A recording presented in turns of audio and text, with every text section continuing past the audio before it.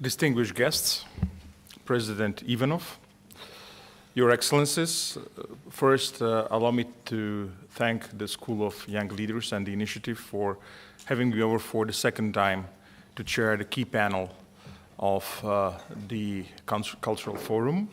My name is Ivica Bocevski. I also would like to thank President Ivanov for the opportunity he gave me to serve my country in the capacity of the diplomatic advisor to the President of the Republic and as the first Macedonian ambassador to Brazil and to South America.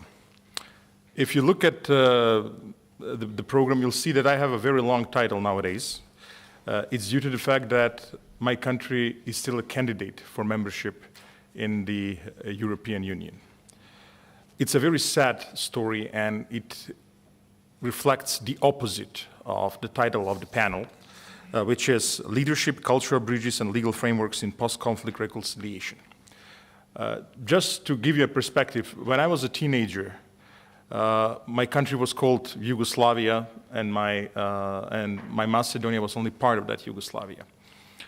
As teenagers, we dreamt at that time, and we were hoping that us, the country, joining the European Union is just around the corner. We really expected that the moment the single act enters into force, on January the 1st, 1993, that besides the original 12 members of the European Union, also former Yugoslavia will join the European Union. What happened in the meantime? Poor leadership and blowing up of the cultural bridges, but also blowing up of the physical bridges led to unprecedented war, and also all the frameworks and fora for dialogue and reconciliation were deconstructed. Instead of us becoming members of the European Union, we were just silently watching our country collapse into the flames of war, and also we were watching our neighbors becoming members of the European Union. It's 2024, and my daughter became an adult. Still, my country is not a member of the European Union, unfortunately. It reflects what happens when there is a poor leadership and when we deconstruct the cultural bridges. So, President Ivanic, for the second time actually in my life, I was only a kid when I visited Bosnia and Herzegovina for the first time, but I was a 19-year-old student in 1995, just 6 months after the signing of the Dayton Peace Agreement. And I remember at that time a delegation of the European students, including 2 Macedonians and 3 Slovenes. We visited the universities, both universities in Mostar, University of Banja Luka, universities of Sarajevo and Tuzla, and it was a horrible but also a life-forming experience for us to witness a country still divided, different uniforms. We received different stamps in our passports while traveling throughout Bosnia, and we thought that it's hopeless at that time, that the country does not stand a chance, especially when talking to our peers at the university. But there was a courageous generation of leaders, young leaders at that time, including yourself, who took the opportunity to start the reconciliation, even though in the meantime, we are seeing how pendulum in Bosnia always switches from reconciliation to ethnic nationalism back and forth. And my question to you is, President Ivanic, will the pendulum in Bosnia finally swing towards reconciliation and European integration? And is there something that the international community and fora such as this one can do in order to facilitate the reconciliation, to facilitate the European integration of Bosnia? Thank you. Thank you very, very much for this nice introduction, Ivica. And at the beginning, I also really have a pleasure to be today here. And thank you, dear friend, President Ivanov, for inviting me in this session, and Academy, and all these organizers. If I have the real answer on that question, I deserve the Nobel Prize, because speaking about the Bosnia, it's not so easy, because Bosnia, from the historical point of view, was always in the time of the peace and always in the time of the conflicts. We typically said to each other, you know, it's so nice to live in Bosnia because people here with a different religion, different ethnicities could work together. But every 40 years, all of us become crazy and we start a war. So it's difficult to be at that time there. In the meantime, it's not so bad. It's relatively good. Now, there is a big challenge because the last war was really a war, because 3% of the population in Bosnia was killed. 40% of the population was displaced. Bosnia today looks different than before. It's not so mixed like it was. It's more collection of the territories where one group is majority.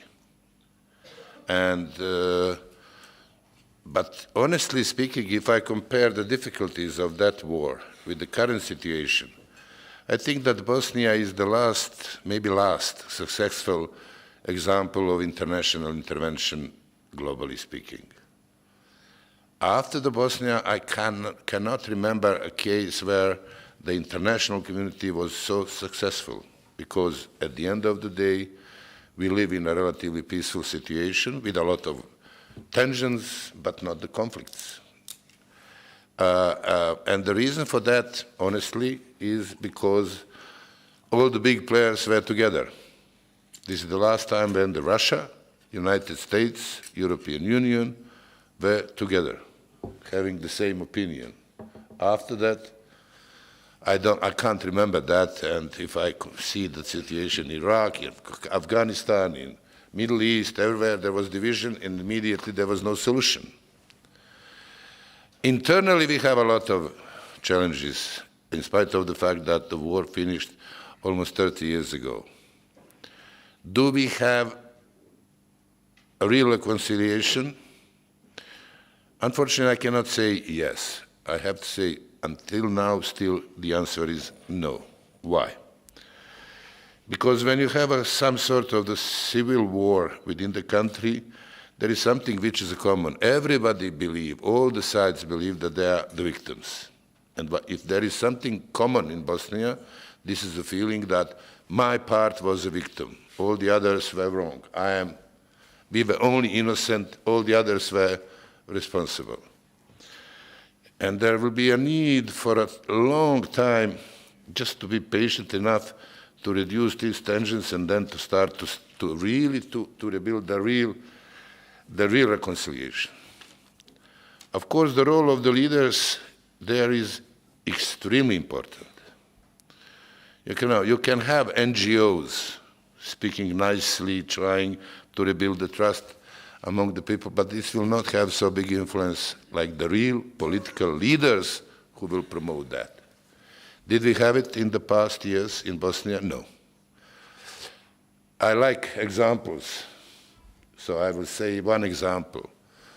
At the beginning of my duty, when I was a member of the Presidency, I proposed to the other two members, I am a Serb, Orthodox, there were two other members, Bosniaks, Muslims, Croats, Catholics. And so we don't have a single president. We have presidency, so that means I am not the real president, I am 1/3 of the real president, which is even more difficult than to be a president, because you have to negotiate with the others. And I proposed something which didn't happen until then, and even didn't happen after that, because we couldn't succeed. My proposal was that three of us will visit the places where the three ethnic groups suffered, were killed. That we will all go there together and to pay the tribute for the victims. And we said that we will not speak, we will be there just to put the flowers, that the religious leaders of that community will pray in front of other religious leaders and us, and that we will show to the public that we respect all the victims and let's try to rebuild a trust. Unfortunately, we didn't succeed because one member said, okay, two of you can have one place. I need two places because my part was the biggest victim. And we didn't succeed. Everything was agreed. Even the religious leaders agreed to that proposal. They believe it was good. And unfortunately, we didn't succeed that. So how we can build a trust among the people, which is the key if you are faced with a society with a conflict. The key is a trust among the ordinary people. That is the real challenge, how to build a trust, not immediately full reconciliation, but at least a trust that the other side is honest enough. Without the real leaders, it's very difficult. As I said, NGOs, they can have their role, media, they can have their role, definitely it's important, but as long as you don't have politicians ready to show that, it's very difficult to rebuild that. We didn't have these politicians. And because of that, I still believe that the real reconciliation is still not there. Bosnia, like country, is not more complicated than Swiss or Switzerland or Belgium. It's not more complicated, but there is one big difference. They honestly accepted the rules. We are trying still to cheat, to make some Balkan ways to misuse the rules to be in a better position. Once we accept that, I think that we can be very optimistic about the stability of Bosnia. Bosnia is definitely needs, maybe even more than any other country of the region, to be a part of European Union. Once we are the part of the larger community, we are not so bad, because our internal differences then are immediately irrelevant. But as long as we are isolated, we are pressed to be, against each other. By being a member of the larger community, our internal differences are less relevant. We have to accept the rules developed somewhere else, not among us. So there are no real reasons for the political conflicts. Unfortunately, based on your experience, I may be even more pessimistic than you, because being so long in the politics, I experienced very strange behavior, especially from the Brussels. Because all these years when I was alone in the political scene, always formal statement was, our doors are open to you from the Western Balkans. I was in one informal dinner before the European Council meeting, when the key leader said, that was in 2006, after Croatia, there will be no more enlargement for the decades. Not one decade, but decades. And now we are 2 decades after that meeting, and maybe I am becoming old, and because of becoming old, a little bit too pessimistic. My impression is that during my lifetime, there will be no enlargement in the European Union. And I said to a group of the colleagues, I'm ready to pay the lunch for all of you if I'm wrong. But I'm relatively experienced person to have these statements. So generally for the young generation, if you want to be the leaders, you have to take very often the steps which are not always welcomed by the public. If you want to be just politician, just do what the public expects and you will be successful. But the real leaders, they have to do from time to time something which is not always completely accepted by the public. Thank you. Thank you. Thank you, President Ivanic. We don't want to be so pessimistic, even though I have to remind you of the fact that the official who started the Turkish negotiations with the European Union has just died. Yeah, so unfortunately, those things can take a very long time. But speaking of real leadership, today we also have on our panel First Minister Salmond, and I would like him to talk on the outcomes of 2 referenda and the reconciliation after those 2 referenda. In the first case, you led the effort to resurrect an old nation, the Scottish nation. And the referendum was very tight, though at the end, the Remain vote in that case produced a result. You led also the reconciliation effort after that referendum. You've heard us and our aspirations to join the European Union, yet another referendum led your country to leave the European Union, even though Scotland voted to remain in the European Union. Right now, we're also part of the efforts to reconcile both the British and the Scottish society after those events. Fortunately, in your case, the referendum did not end up in violence, such as in Bosnia. We remember that the referendum in 1992 ended up in a full-blown war afterwards. So is there a lesson that Scotland can teach us, the rest of Europe, about how to deal with the outcomes of the democratic vote, even if the vote does not express our deepest feelings, aspirations, and agenda? Thank you. Well, Chairman, I'm always reluctant to teach lessons to other people in other countries. And can I just say to the President here that if I say anything wrong, then I will not be buying lunch for lots of people. I'm Scottish, after all. We don't do these sort of things. The process is quite interesting. There were many successful things about the process of trying to reclaim Scottish independence. There was no violence. I mean, Scotland is not unique in the world, but it's unusual in that the process of self-determination in the modern era in Scotland, in the democratic era, has been achieved without a single person losing their life. In fact, nobody's had so much as a nosebleed. I think the worst excess in the entire referendum campaign of 10 years ago was that somebody got an egg thrown at them, you know, which is hardly in the great excesses of politics. So that was an extraordinary success. And that was enabled, of course, because people on each side of the argument knew that there was a process by which the argument could be decided, i.e. a referendum, a square go, as we might call it in the Scottish vernacular, an even contest whereby people could to resolve a situation.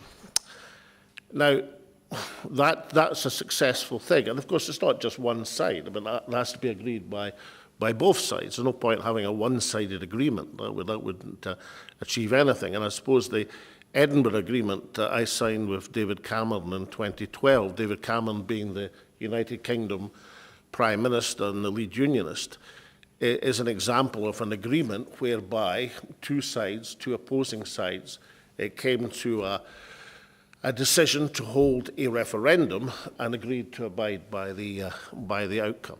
So all that's successful, and there hasn't been violence since the referendum. But of course, there have been very negative consequences.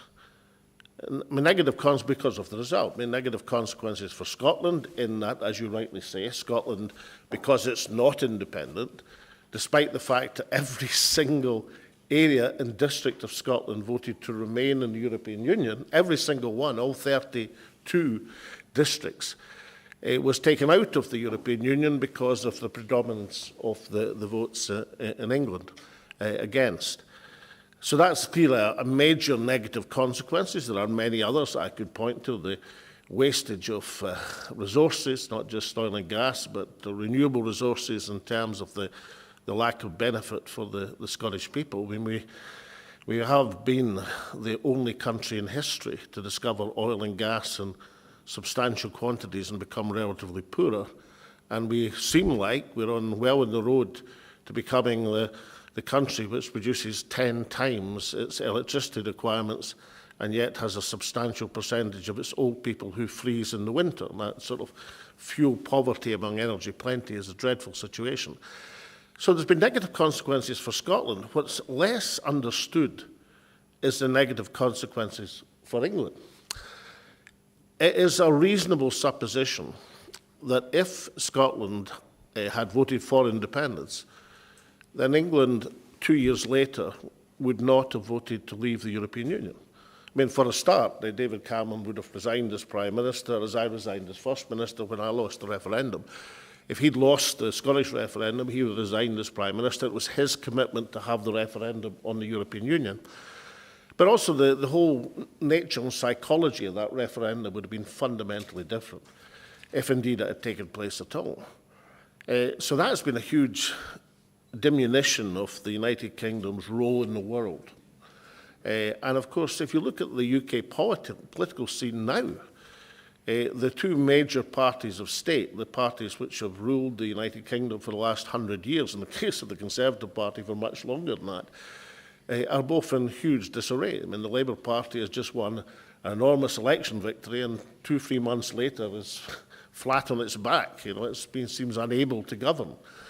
And the Conservative Party are just going through a leadership contest where the candidate who was emerging as the most formidable candidate has probably been knocked out by the votes of the members of the Parliament before they got to send him to the Conservative electorate. So both major parties of state are in disarray. The economy is in serious trouble. The social life of England has huge tensions. There's a rise of a populist right-wing party which threatens the political establishment. So the interesting thing is, although Scotland obviously lost an opportunity, the UK has been diminished. And just one further point. Although, you know, in referendum, you must expect outside influences of some kind or another.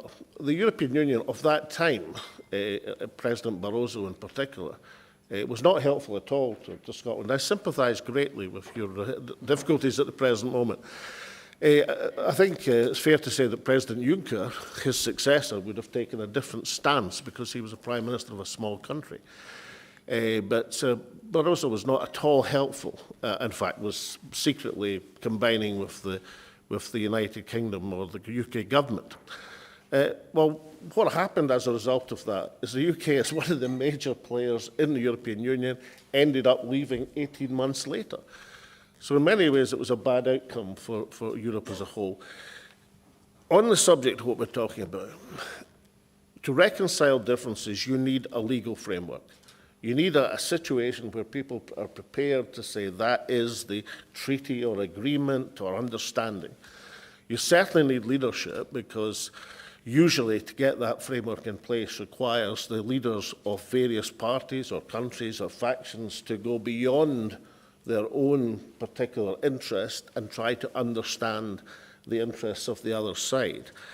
And I do think very strongly you need the cultural bridge release. And Northern Ireland, which we might come to later, would be a very positive example of how cultural understanding has helped promote a peace which seemed so elusive for so long. My general message is respect for legitimate democratic aspirations leads to good outcomes. Disrespecting it in one way or another, and often surprisingly, can lead to bad outcomes for everyone. Thank you. Thank you very much. And ladies and gentlemen, it is our honor here to have Yossi Beilin, the architect, leading architect of Oslo and Geneva Accords. Minister Beilin, we would like to hear your experience on working, designing and implementing those both accords.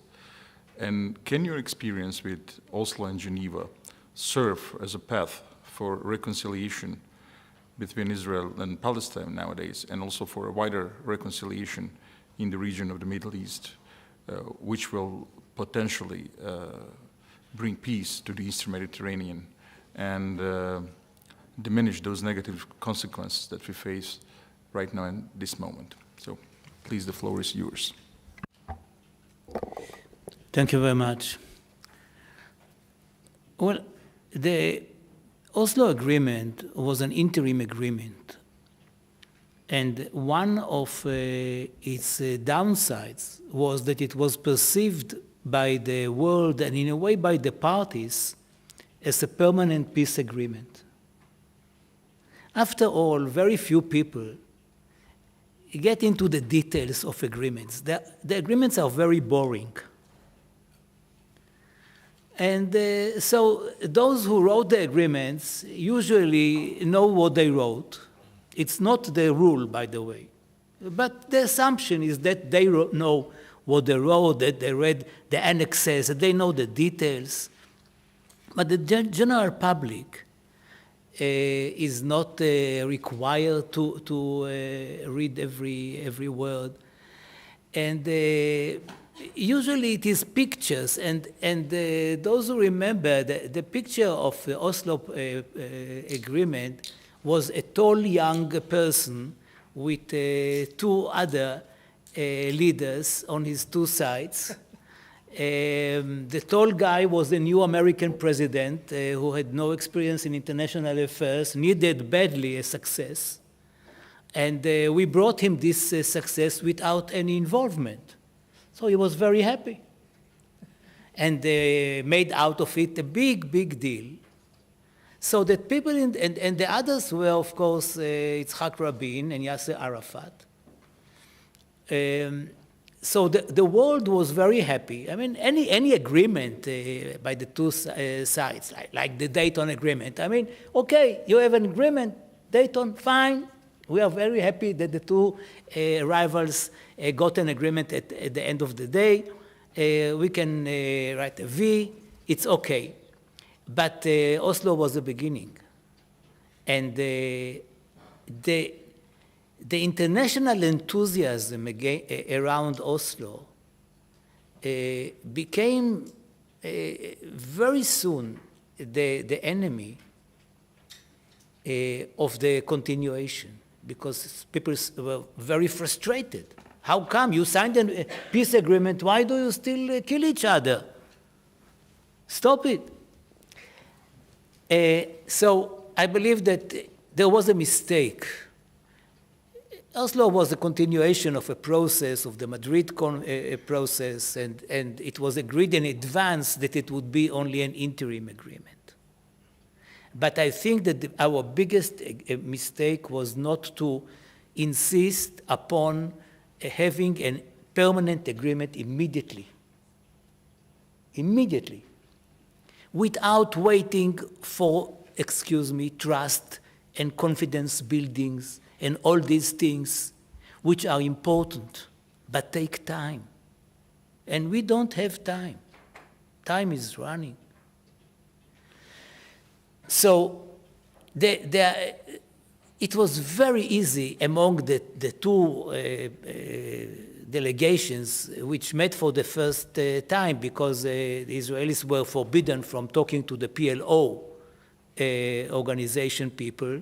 And we met for the first time in Norway on the 20th of January 1993, 4 days after this, there was the law passed in the Knesset, which enables us to meet with the other side. So this was by itself the revolution, to meet legally with the other side. And it was so easy to create good relations with the other side, to understand the other side. Because the biggest secret is not necessarily that they trust each other, but that they have the same goal. And our same goal was to succeed and to have an agreement. So in the negotiating room, in the secret negotiating room, it was the easiest thing to do. What happened later on is that, in a way, there was, I believe, too much trust.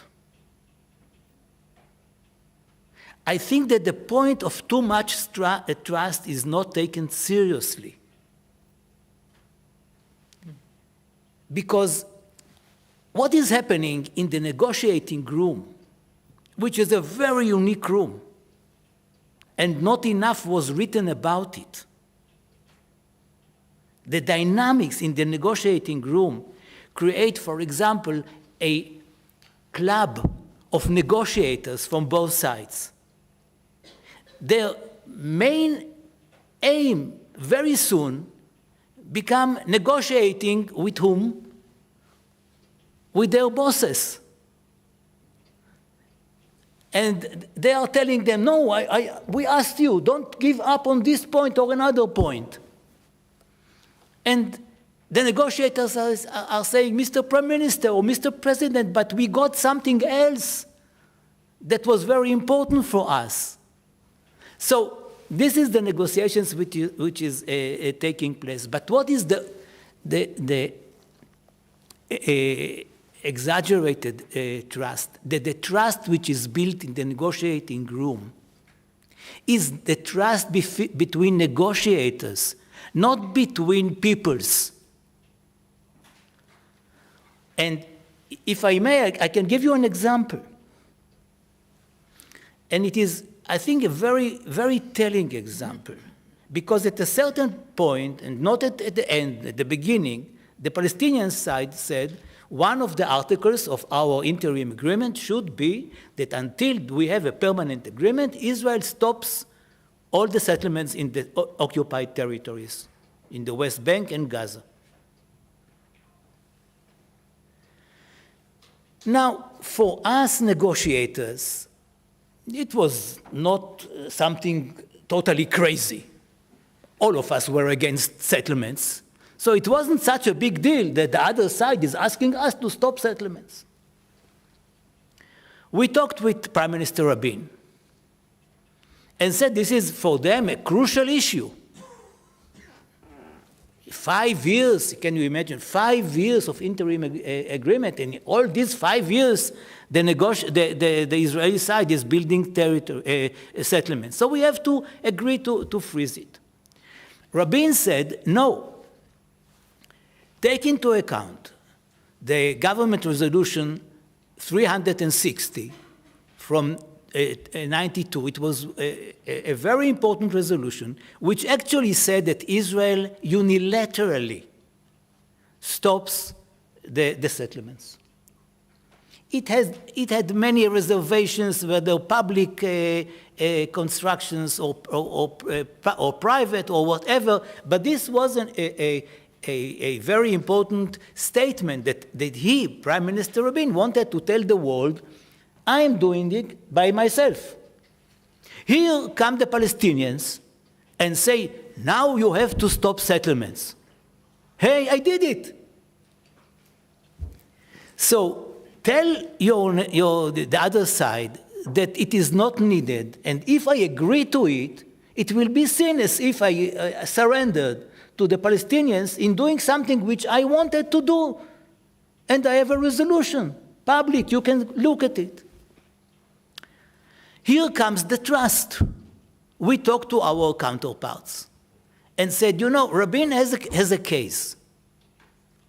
Although we agree with you that we should stop it, we should officially stop it, but for him, you can trust it. He is a man of his word, and nobody is going to deceive you, and there will be no settlements, actually.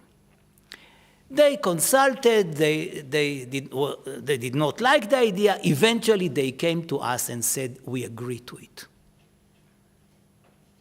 For Rabin, it was a very big achievement.